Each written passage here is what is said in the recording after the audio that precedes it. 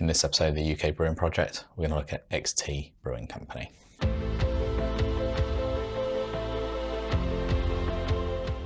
The brewery was founded by Gareth Savaris and Russell Taylor, and it's where the brewery got its name from. So the X from Savaris and the T from Taylor, XT Brewing Company. In 2009, they had the idea of, let's set up a brewery, which most probably whilst out drinking at some stage, as you do, which in my opinion is like where all great ideas come from anyways. They created a miniature brewery at home where they began brewing full mashes as often as possible to help them understand the brewing process and experiment with different recipes. The ones that didn't pass the drunk within 2 days test were immediately considered rejects. If you're not drinking within 2 days, they're not good beers. Also around this time, they were going to many beer festivals, sampling beers and speaking to brewers to find out more about brewing styles and techniques and the equipment. There was a quote on their blog that I really liked, and it was said they found that if you ask 10 brewers for their opinion, you will get at least 11 different answers back, which I found quite funny because that's generally in life anyways. They all brew to their style, so no one's brewing exactly the same. They'll do things differently. They also began looking into the business side. So they spent 3 years searching for a suitable premise to make their brewery. During this time, Gareth was working as an assistant director at PricewaterhouseCoopers, whilst I understand that Russell spent some time working as an apprentice at Windsor and Eton Brewery. In early 2011, they found a site on the Notley Farm estate in Long Credon, which is in Oxfordshire. They began the work to convert the building into a brewery. So an 18-barrel brew house was custom built for them in Burton upon Trent to go into this new building. Whilst the building works were ongoing, they used a small pilot brew plant to produce beers, which they took out to beer festivals. Their first full-scale commercial run on the new equipment took place on the 3rd of November 2011 and was called 4. So XT4 was the first commercial brew. What I'm going to do is I'm going to crack this open. I'm hoping it's not going to actually kick up. I see a bit of bobbles at the top here, so I was a bit concerned.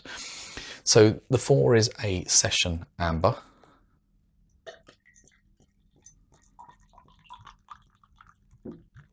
There we go.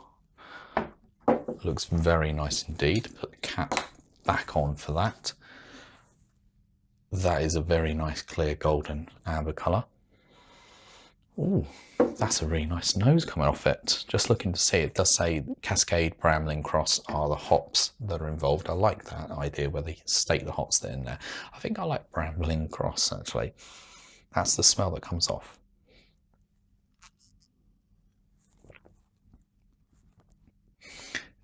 It's not as sweet in the taste as it is in the nose. That nose is really sweet and fruity, and the malt and the hops go really well. In the taste, there's a lot more in the IBUs. I think it's a lot more bitter. Look and see if they mention the IBUs on the bottle at all. Some of them do. It's 4.2%, and it's not a bad beer. Not my go-to, I would say, of a beer, session amber, but it looks really nice. It smells nice, and it's drinkable. Just when I'm smelling it, I'm expecting something not as bitter, so perhaps not to my style out of their range. Going back to the brewery, so this was the first full-scale brew. They actually set the brewery up to be as eco-friendly and sustainable as possible. So they recycle as much of their waste products as possible, with the spent materials such as the grains and grist going to the local farmers for cattle. Their main selling route is cask, and they're able to obviously reuse the cask containers over and over, which is good for them. The naming theme, if you take a quick look, you'll sort of get the hang of it at this stage. So beers in the XT range are normally based off a number. So the core range is supposed to run from 1 to 9 or 1 to 10. I think it's 1 to 9, with 1 being the lightest, which is the blonde over here, and the 9 being the darkest, which is supposedly a wood-aged dark ale. They also do have a number of non-numbered named beers, but the majority, when they become permanent or semi-perm, will be given a number in their range. I believe at present they got up to XT20 on the numbering from what I see on their website. I did actually try to get hold of XT20, but it wasn't in stock, but that's fine. I'll go over actually about their brewery, because they only sell online if you're buying 2 cases, and the case obviously is of 1 beer, so 12 bottles of 1 beer.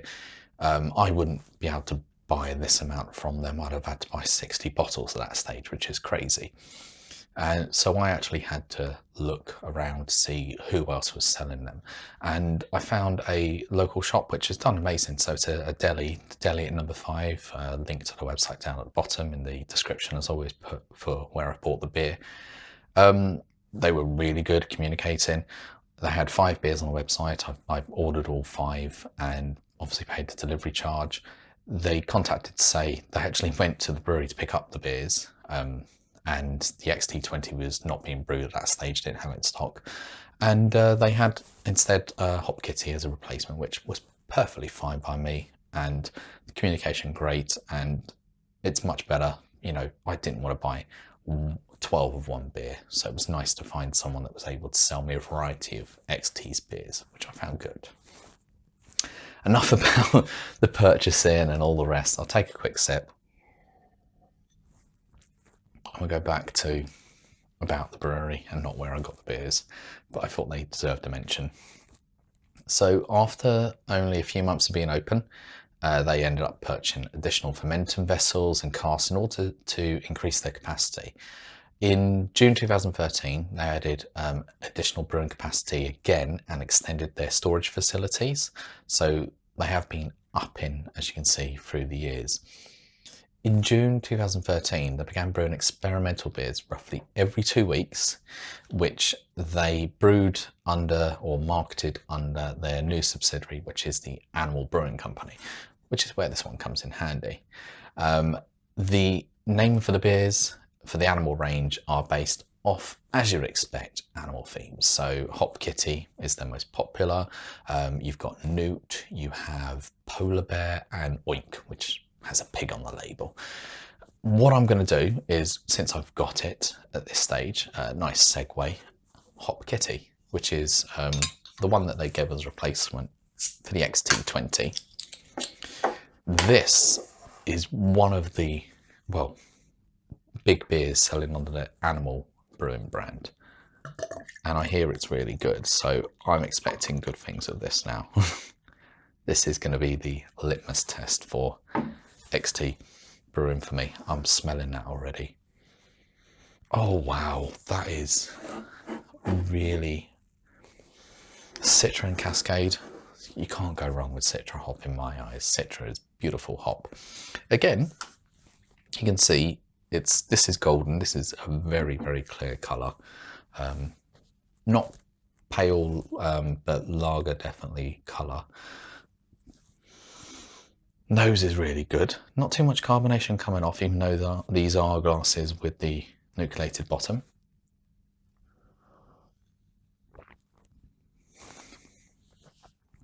That is good. That is good. I'm glad I got that one. I can't remember what the 20 is again.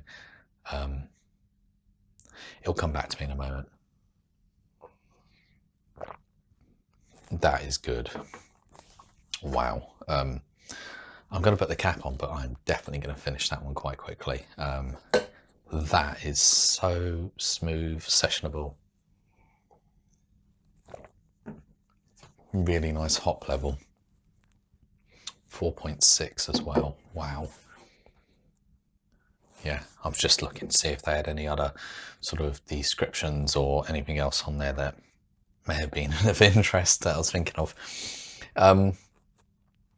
So yeah, these animal beers, they're brewed, they tend to be limited editions using, you know, unusual ingredients or different brewing techniques than they would for the XT range. This though has become more of a staple. This is, you tend to find the ones that are doing well go across from the animal range to the XT range, but this has stayed here as their, you know, prime or flag beer for that animal brewing area, and it is really good. Back to the whole brewing. So in October 2013, they also moved into owning pubs, which they used obviously as a direct route to customer sales. In 2017, so I know it sounds like a big jump, but they were, you know, building up and brewing. I can't see any expansions because they bought quite big to begin with, and they've obviously branched out into animal and their core XT beers. But by 2017, they began working in partnership with the British Hop Association and Charles Fareham Hop Development Programme. I've got that wrong, but yeah. And they work in the development of new English hop varieties. So the aim is to create big new flavour hops, take on competition from importer hops, such as from America or the New World, New Zealand and Australia. One of the first beers in this programme was a beer called Brit Hop, which they took through to the Great British Beer Festival in 2017. In 2017, they also invested in new equipment and a brand new brewery tap room as well, which I've seen pictures of and I do like the look of. By 2018, they had brewed more than 3 million pints of beer since their inception. In 2019, they celebrated their 1000th mash, and they celebrated it differently than other breweries would, and I think it's quite a unique way. So they brewed a 6.6% ABV IPA, which they named M, after obviously the Roman numeral for 1000. And because it was M, the beer was brewed using only ingredients whose names began with the letter M. So Maris Otter malts, mosaic hops, and other items like that, which I think is quite an ingenious way. That's quite clever. Different, I would say as well. They can currently produce, I think, 9 different beers at once due to, well, the number of vessels that they have in their brewery. They mainly focus in producing ales, which I believe makes up 90% of the beers that they sell, but with the current situation in 2020, 2021, not sure about how that level holds at the moment. They were, prior to all of the current situations, were helping to sell their beers to a wider audience by undertaking what are called brewery swaps. So they would swap barrels of their beers with another brewery in another part of the UK, and they would sell them as guest ales in their tap rooms and pubs, which is a nice way to get your beers out there and also bring a nice guest variety into your pub and brewery tap room. The current head brewer is Craig Bennett, and I think really that brings us up to date. I haven't got much about what 2020 had impacted them. I've not seen anything about that, but yeah, I think we're up to date. What I'll do is I'll go through their core beers, of which I've got some here. These 3 really are down as the core ones, and then Hop Kitty for the animals. So we have over here XT1, which is, as I said, a blonde ale, and that's coming in at 4.2%. They also have a 2, which comes in at 4.2% as well, and is a golden ale. Number 3 is a West Coast IPA, and that's also 4.2%. Number 4 is this one here, and this is the Session Amber, and it comes in at 4.2%. You sort of get the hint here about the ABV. 4.2 sounds about right for a session, not too low. Number 5 is an American Amber, or as we'd say, red ale, coming at 5.5%. But if you look at the sort of colours, we've gone from a blonde all the way up to amber, and then a red ale, so it's getting darker, as I said. 6 is a ruby beer at 4.5. I don't think they've got a 7, or they've maybe discontinued it, or keeping it open, who knows. 8 is a porter at 4.5%, and as I said, 9 was that dark ale at 5.5. The semi-permanents and some one-offs, they have 13's a Pacific ale, or Pacific Red Ale at 4.5%. 15, as you can see here, this is the English IPA at 4.5%. And they've also got Squid Ink, which is a black IPA at 5.5. They've got Snake IPA, which is Session IPA at 4.2, and they've got XPA, American IPA at 5.9. They also have one called Pie, which is an English mild at 3.141. Adding extra points in, don't know why that. 10, as I said, I'm not sure if it's part of the core, but that's a stout. And they've also do a winter ale, which is number 25. I know this said do up to 20, but 25 is like the extreme at that stage. The winter ale is 4.7. So you can sort of see the ones that have come across from Animal Brewing based off the name. So Squid Ink and items like that. They haven't changed the name. They've just brought them under XT because they've no longer, I don't know, they're no longer considered different at a stage, or the brewing technique is now more mainstream. I don't know. So I did name some of the animal ones earlier. So I said the Hop Kitty, which was, what did I say, 4.6% pale ale. Newt was also 4.6% APA. Polar Bear is a milk stout at 4.6, and Oink was a red ale at 4. So just thinking 4.6, 4.2, you know, the offshoot is a higher APV than the standard 4.2 that they do across the XT range, but that's perfectly fine. Let's just cover quickly awards. So Pie, the one I mentioned, 3.141. I keep adding an extra point in, don't know why. The Pie won Beer of the Festival at the Camera Ealing Beer Festival in 2014. Number 4 won the bronze at the SIVA 2017 Beer Awards, and in 2018 they won Best Regional Brewer. 2018, yeah, Best Regional Brewer, I think that was it, from Rate Beer. They've also won many smaller awards and festivals and magazines, but those are the main ones that I've seen recently, or over recent years, that they've won. That's it really for what I've got to talk about XT.